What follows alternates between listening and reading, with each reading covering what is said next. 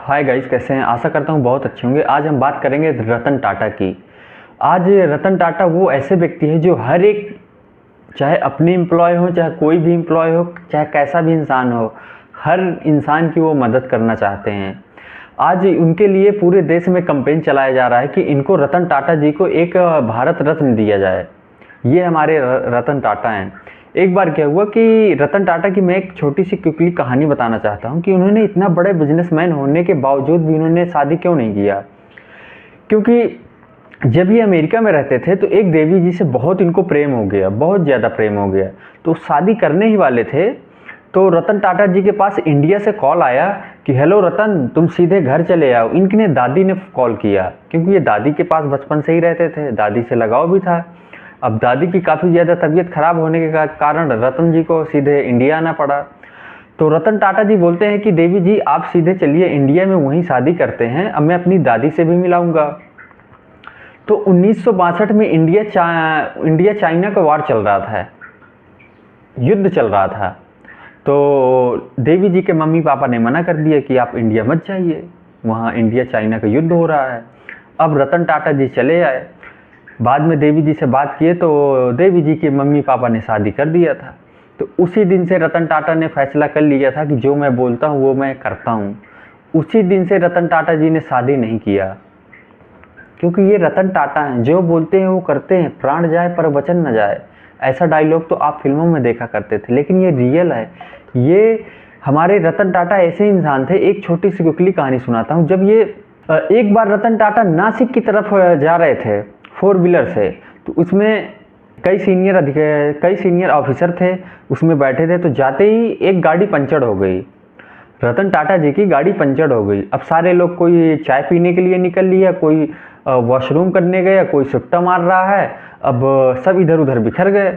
अब ड्राइवर वो पंचर बनाने लगा, तो रतन टाटा जी भी वहीं पे अपना पाना उठाए, हवा चेक करने लगे टायर की। वो भी अपना टाई ऐसे किए, कोट अपना शर्ट पूरा फोल्ड किए, टाई ऊपर करने के बाद सीधे वो टायर का पंचर चेक करने लगे, हवा चेक करने लगे टायर में। तो लोग आए कि रतन टाटा कहाँ गए, रतन टाटा कहाँ गए, चाय पीने गए कि वॉशरूम करने गए। इधर उधर देखे तो रतन टाटा हवा चेक कर रहे हैं टायर का। ये हमारे रतन टाटा हैं। तो बोलते हैं कि रतन टाटा आप क्यों चेक कर रहे हैं, ड्राइवर चेक तो कर रहा है। तो बोलते हैं ये व्यक्ति जो 15 मिनट में ये गाड़ी को सही कर सकता है, ये जो मेरी मदद से 7.5 मिनट में गाड़ी को ठीक कर सकता है, तो मीटिंग में मुझे 7.5 मिनट अधिक मिल जाएगा। ये हमारे रतन टाटा हैं। Loss of time is loss of money. मतलब आप टाइम लॉस करेंगे तो आपका समय भी लॉस होगा और आप मनी से भी लॉस होंगे। ये हमारे रतन टाटा हैं। एक मैं 26/11 का ताज अटैक का आपको मैं बता रहा हूँ कि एक बार ताज होटल में काफ़ी ज़्यादा बमबारी चल गई थी, आतंकवादी घुस आए थे। अब आतंकवादी तो घुस आए, अब पूरे ताज में पूरा छीछा लेदर मचा दिए। पूरे फायरिंग चल रही थी, फायरिंग। अब वहाँ के जितने भी एम्प्लॉय थे सबको बचाने में लगे हैं, अपनी जान को जोखिम में डाल के आतंकवादियों से लड़ रहे हैं। काफ़ी ज़्यादा वो हो गया, फैल गया। अब क्या हुआ, 26/11 का ताज तो आप जानते ही होंगे, 26/11 का अटैक जो ताज होटल में हमला हुआ था। तो रतन टाटा जी सबको मतलब हेल्प किया, अपनी एम्प्लॉय को, वहाँ तक कि घर तक गए अपनी एम्प्लॉय के लिए, कि किसी को मेंटल प्रॉब्लम आ गई तो इनको डॉक्टर हमेशा के लिए दिए, बजट भी दिए, 50-50, 60-60 लाख रुपए दिए अपनी एम्प्लॉय को, जो एकदम जिनकी डेथ हो गई थी उनके बच्चों का एजुकेशन सिस्टम पूरा उनको दिया, उनको नौकरी दी लाइफ टाइम तक के लिए। और जो व्यक्ति रोड पे, जिनसे कोई चाय की टपरी, गुब्बारे वाला जो रोड पे चल रहा है, जिससे कोई रतन टाटा से कोई मतलब नहीं, उनको तक रतन टाटा ने दिया। कि ज़िंदगी भर जहाँ गवर्नमेंट 20 कम से कम 6-7 साल लगा देती है गवर्नमेंट मुआवजा देने में, वहाँ पे रतन टाटा 20 दिन में ओनली सबको फटाफट सबको दे दिया। कि वहाँ के एम्प्लॉय ऐसा क्या है कि ऐसे, एक बार हार्वर्ड में ऐसे पता चला कि रतन टाटा क्या करते हैं कि उनके एम्प्लॉय ही अपनी जान को जोखिम में डाल के दूसरे की हेल्प करते हैं? क्या ऐसे रतन टाटा कौन सा ऐसा इंजेक्शन लगाते हैं कि अपनी जान को जोखिम में डाल के दूसरे की मदद करते हैं? भाई साहब, पहले तो कोई भी बंदा होगा अपनी जान बचाएगा ना, लेकिन रतन टाटा ऐसा क्या करते हैं कि दूसरे की जान बचाने के चक्कर में लगे रहते हैं, अपनी जान को जोखिम में डालते हैं। तो ये वहाँ से क्या हुआ कि पूरा इसका सर्च किया गया। हमारे रतन टाटा थे जो मतलब जो व्यक्ति कर्जा भी लिया था इनका एम्प्लॉय, वहाँ तक कि उन्होंने कर्जा भी उनको भरे। रतन टाटा खुद अपने जेब से कर्जा भरे, और जब जितनी साल तक की इनकी नौकरी बची थी, आखिरी सैलरी तक इन्होंने लाइफ टाइम तक के लिए दिया। ये हमारे रतन टाटा हैं। कहते हैं दान देने से कभी दान घटता नहीं है, दूसरे की जितना आप हेल्प करेंगे ना, उतना ही आप खुद ग्रोथ करेंगे। ये हमारे रतन टाटा हैं। जब इनका ताज होटल एकदम तहस नहस हो गया तो इन्होंने बोला कि हमारी कंपनी को, हमारे ताज होटल को कौन ठीक कर सकता है। तो बाहर से हर एक देश से लोग, बड़े बड़े बिजनेसमैन लोग आए, और वहीं से 2 पाकिस्तान के लोग आते हैं, सीधे अपॉइंटमेंट बिना लिए वो चले जाते हैं रतन टाटा के पास। तो रतन टाटा ऑफिस में रहते हैं, तो बोलते हैं अपने सिक्योरिटी को, बोलते हैं कि कह दो रतन टाटा जी अभी बिजी हैं, शाम को आइएगा। अब वो सुबह से शाम तक बंदा बैठे रहे, दोनों बिजनेसमैन। फिर शाम को वो बोलते हैं कि रतन टाटा जी आपको, फिर रतन टाटा जी के पास सिक्योरिटी जाता है, तो फिर बोलते हैं कि बोल दो कि रतन टाटा आपसे नहीं मिलेंगे, आप बिना अपॉइंटमेंट लेके आए, बिना अपॉइंटमेंट लिए कैसे आप चले आए। ये हमारे रतन टाटा हैं, इनको तुरंत गेट आउट कर दिए। फिर वही दोनों बिजनेसमैन, पाकिस्तानी बिजनेसमैन, सीधे दिल्ली जाते हैं। एक कांग्रेस के कैबिनेट मिनिस्टर रहते हैं, बोलते हैं कि हमारी रतन टाटा से मीटिंग करवा दीजिए कि हम उनका होटल ठीक कर दें। तो कांग्रेस मिनिस्टर जो मंत्री रहता है, सीधे रतन टाटा जी के पास कॉल करता है, अरे रतन टाटा जी, आप 2 बड़े बड़े बिजनेसमैन आए हैं, आप कम से कम उनसे मीटिंग तो कर लीजिए।